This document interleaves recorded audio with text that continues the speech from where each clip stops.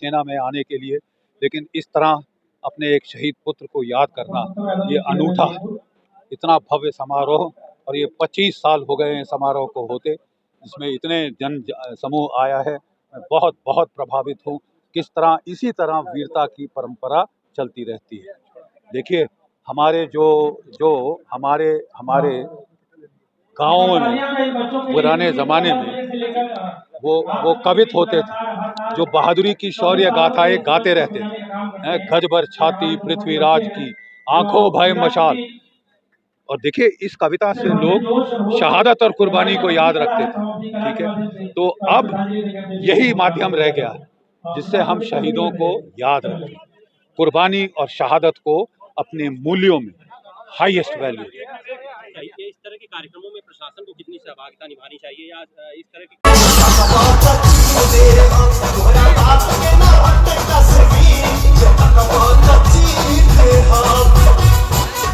को मैं श्रद्धा सुमन अर्पित करता हूँ। उनके परिवार के लोगों को मैं धन्यवाद देता हूँ कि लगातार उनकी शहादत को और उनके सम्मान में कार्यक्रम लगातार चल रहा है, जिसमें माननीय राष्ट्रीय अध्यक्ष से लेके सभी लोग आ चुके हैं। आज मेजर जनरल बख्शी साहब आए और दीपचंद जी आए। मैं उन सभी का मैं हृदय से स्वागत करता हूँ, धन्यवाद देता हूँ कि आजमगढ़ की क्रांतिकारी और शहीदों की सरजमी पर ऐसे लोग पधारे। इनके आने से न केवल हमारे शहीदों को सच्ची श्रद्धांजलि मिली है, बल्कि हमारे नौजवानों को बहुत सारी एक तरफ देश का युवा देश के लिए जान देने के लिए सरहद पे जाता है, दूसरी तरफ देश में अग्निवीर जैसी स्कीम लागू होती है जिससे युवा। देखिए, हम तो बड़ा इस स्कीम के जब से मैंने सुना है, मैं अंदर से आहत हूँ। आखिर देश की सरकार को क्या हुआ है, मैं समझ नहीं पा रहा हूँ।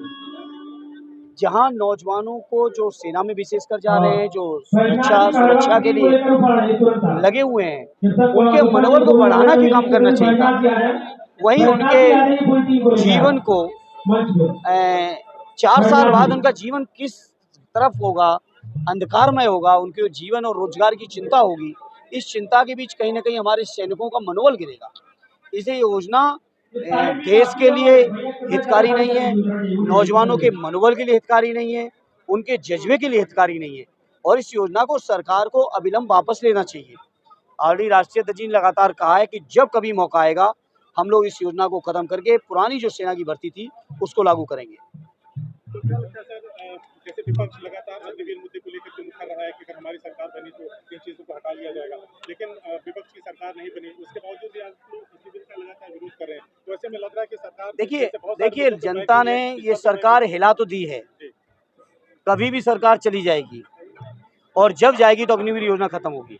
सर, एक रिपोर्ट और भी आ रही है, अमेरिका मतलब एजेंसी के माध्यम से सत्ता फ्लड करने की बात कर रहा है। नहीं, वो उसके बारे में मैं कुछ नहीं कह पाऊंगा, लेकिन मैं इतना कह सकता हूं, अग्निवीर की योजना नौजवानों के हित में नहीं है, फौज के हित में नहीं है। इसको खत्म होना चाहिए, और समाजवादी और विपक्ष को जब कभी मौका आएगा खत्म करेंगे। आजमगढ़ में बहुत सारे शहीद हुए हैं, जहाँ पे शहीद मार्ग जो है बहुत ही क्षतिग्रस्त है, इसको बनाने के लिए बहुत बार लोगों ने अपील की। देखिए, इस मुद्दे को लेके मैंने अभी संसद में बजट के भाषण में भी मैंने कहा कि ये जो शहीदों को सम्मान देने की, शहीदों की डेड बॉडी को उनके घर तक लाने की, और जो राजकीय सम्मान के साथ उनके अंतिम संस्कार करने की व्यवस्था आदरणीय नेताजी ने की थी।